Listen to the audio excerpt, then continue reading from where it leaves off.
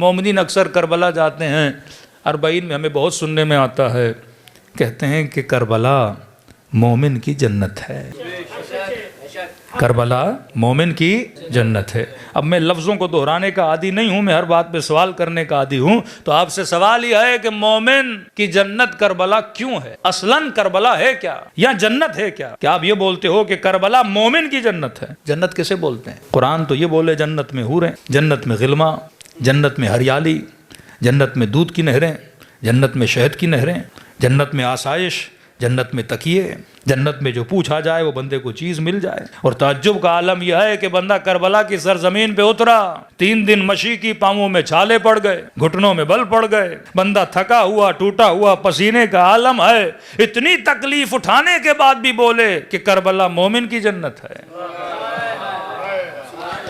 تو کیا جنت تکلیف کا نام ہے؟ جنت پاؤں کے چھالوں کا نام ہے؟ جنت بدن کی تھکاوٹ کا نام ہے؟ ارے کربلا میں تو کوئی نہریں نہیں، کربلا میں تو کوئی غلما نہیں، کربلا میں تو شہد کی نہریں نہیں، پھر کیوں بولتے ہو کہ کربلا مومن کی جنت ہے؟ تو ایک مومن نے سوچ کے یہ بولا کہ مولانا، ساری تھکاوٹوں کے بعد جب بین الحرمین سے گزرنا ہوا اور نگاہ حسین کے روضے پہ پڑی تو ایسا سکون ملا، اسی سکون کی وجہ سے ہم بولتے ہیں کہ کربلا مومن کی جنت ہے۔ تو پتا چلا سارا مزہ ہے سکون، اصل مزہ ہے سکون۔ بندہ بیمار ہے، ہاسپٹل میں ایڈمٹ ہے، جب آدمی بیمار ہو تو کسی چیز کے کھانے کا من نہیں ہوتا، اور آپ نے اچھے اچھے کھانے رکھے کا نہیں، دل نہیں کر رہا۔ مطلب کھانا بھی تب اچھا لگتا ہے جب سکون ہو۔ کئی لوگ بڑے بڑے محلوں میں ہوتے ہیں پر بے سکون ہوتے ہیں، کئی لوگوں کے اکاؤنٹس میں کروڑوں پڑے ہوتے ہیں پر سکون نہیں ہوتا، اور کچھ ایسے ہیں ہاتھ میں کچھ بھی نہیں، مصلی عبادت پہ بیٹھتے ہیں پر سکون کے عالم میں ہوتے ہیں۔ کہ علماء فرماتے ہیں یزید تخت پر بیٹھ کر بھی بے سکون تھا، اور سیدہ زینب کے ہاتھوں میں رسیاں تھیں پر سکون کے ساتھ کھڑی تھیں۔ اللہ کی سب سے بڑی نعمت کیا ہے؟ سکون ہے۔ کہ آواز آئی کہ حبیب ہم نے تمہارے دل پہ سکینہ کو نازل کیا، ہم نے تمہارے دل پہ سکون کو نازل کیا۔ اصل یہ نہیں کہ بندے کو دولت مل جائے، مال مل جائے، اولاد مل جائے، یا بیوی مل جائے، یا شادی ہو جائے تو سکون مل جاتا ہے۔ ہاں یہ ضرور ہے، ان چیزوں سے سکون ملتا ہے، پر عارضی سکون ملتا ہے۔ کئی لوگ ہیں تمنا ہوتی ہے فلاں گاڑی مل جائے، 2 مہینے کے بعد گاڑی کا سکون ختم ہو جاتا ہے، پھر کہتے ہیں اور بڑی سواری کے پاس جاؤں۔ یعنی تمنائیں دن بدن جنم لیتی ہیں، کہتا ہے یہ ملے گا تو سکون ملے گا، مل جائے تو سکون، پھر اگلی تلاش میں چلا جاتا ہے۔ گھر ملے گا تو سکون ملے گا، گھر لے لیتا ہے، پھر اگلی تلاش میں چلا جاتا ہے۔ تو اصل جو مزہ ہے وہ سکون میں ہے، تبھی بندہ مسلسل سکون کی تلاش میں رہتا ہے۔ اس چیز سے نہیں ملا تو نیکسٹ سٹیپ، اس چیز سے نہیں ملا پھر اگلی چیز کی تلاش میں ہوتا ہے۔ تو سوال یہ ملا کہ کربلا جنت ہے۔ جنت اس لیے ہے کیونکہ سکون ہے۔ سکون کس میں ہے؟ کہا کہ روضہ حسین میں۔ سکون کس میں ہے؟ کہا ذری ابی عبداللہ الحسین میں۔ تو میں نے کہا میرا ایک چھوٹا سا سوال ہے، کیا ذریعہ امام حسین میں سب کے لیے سکون ہے یا صرف تیرے لیے سکون ہے؟ روضہ امام حسین کو دیکھنے کے بعد کیا بن سلمان کو بھی سکون ملتا ہے یا صرف تجھے ملتا ہے؟ اگر ذریعہ امام حسین میں سکون ہوتا تو سب کو ملتا۔ آپ یہ بولیں کہ ذکر علی میں سکون ہے، تو میں کہتا ہوں آپ کو سکون ملتا ہے، کچھ ایسے ہیں جو ذکر سنتے ہی اندر سے جل جاتے ہیں۔ تو پھر ذکر میں تو سکون نہیں ہوا نا۔ ایک مرتبہ میں یہ بولوں کہ پانی پیاس کو بجھاتا ہے، تو پانی شمر بھی پیے تو پیاس بجھے، علی والا بھی پیے تو پیاس بجھے نا۔ لیکن ذکر علی کا معاملہ تو یہ نہیں ہے، علی والا سنے تو چہرہ کھل جائے، مخالف سنے تو چہرہ بگڑ جائے۔ کچھ وہ جو مال گھر گاڑی بیچ کے بھی کہتے ہیں کربلا کی زیارت پہ جانا ہے، اور کچھ ایسے ہیں جو اپنے وجود میں بم باندھ کر حسین کے روزے کے دشمن بنے ہوئے ہیں۔ تو یہ کیا ماجرا ہے؟ کسی کو بتوں سے سکون ملے، کسی کو ذریعہ حسین سے سکون ملے۔ کوئی چرچ میں جاتا ہے تو سکون لیتا ہے، کوئی مسجد میں آتا ہے تو سکون لیتا ہے۔ سکون کا ریزن کیا ہے؟ مجھے امام کی ذریعے سے سکون مل رہا ہے، دشمن حسین کو سکون نہیں مل رہا۔ میں اگر چہرے ابی عبداللہ الحسین کو دیکھوں تو باغ باغ ہو جاؤں، لیکن ایک وہ تھا جو امام کے سینے پر تھا، اور حسین بار بار یہ کہتے رہے کہ میرے چہرے کو دیکھ، لیکن کہتا نہیں حسین میں نہیں دیکھوں گا، مجھے خوف ہے تیرے چہرے کو دیکھوں تو میرے ارادوں کو بدل نہ دے۔ کچھ وہ ہیں جو تمنائے سیمائے حسین کر رہے ہیں، اور کچھ وہ ہیں جو حسین کے سینے پہ سوار ہو کے گلو امام پہ خنجر چلا رہا ہے۔ یہ ماجرا کیا ہے؟ کسی کو شوق زیارت ہے، کوئی شوق قتل حسین رکھ رہا ہے۔ تو اصل سکون ذکر میں نہیں ہے، نہ زری میں ہے، نہ اس چاندی میں ہے، نہ اس گنبد میں ہے، نہ اس زمین میں ہے، سکون ہے محبت حسین میں۔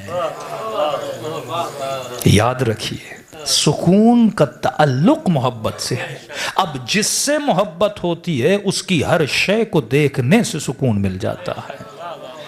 علی سے محبت ہے تو نام علی سنو گے تو سکون ملے گا۔ کسی کو کسی دنیا والے انسان سے محبت ہے تو اس کا نام سنے گا تو سکون ملے گا۔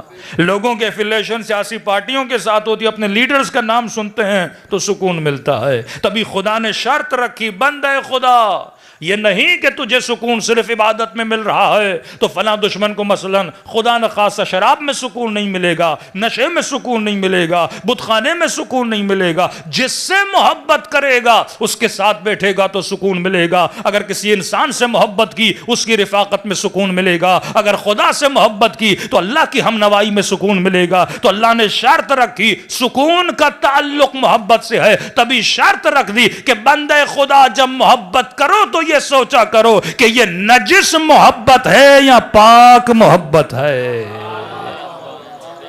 نجاست میں بھی کبھی کبھی انسان سکون کو تلاش کرتا ہے، لیکن ٹیمپریری سکون ہوتا ہے۔ ابدی سکون اگر چاہیے جو قبر کے دہانے تک تیرے ساتھ ہو، وہ عشق خدا کی محبت ہے، وہ عشق محمد اور آل محمد کی محبت ہے۔ یہ وہ محبت ہے جو کبھی پرانی نہیں ہوتی۔ ایران کے ایک ذاکر ہیں حمید علیمی، بہت اچھا ذاکر ہے۔ اس کا ایک فارسی شعر ہے، میں نے بڑے شاعروں کو بولا اس کا اگر ترجمہ اردو میں ہو تو بہت ہی۔ ایرانیوں کی ایک عادت ہے جب وہ اہل بیت سے ہم کلام ہوتے ہیں تو بڑے خودمونی ہوتے ہیں، مطلب بڑا فرینکلی بات کرتے ہیں۔ پاکستان میں پھر ایک ادب کا رشتہ بہت زیادہ ہے تو ہم اتنے فرینک نہیں ہوتے اہل بیت علیہ الصلوۃ والسلام سے، تو وہ امام حسین کو مخاطب کرتا ہے۔ اب حمید علیمی وہ ہے جو 13 سال سے نوحہ خوانی کر رہا ہے۔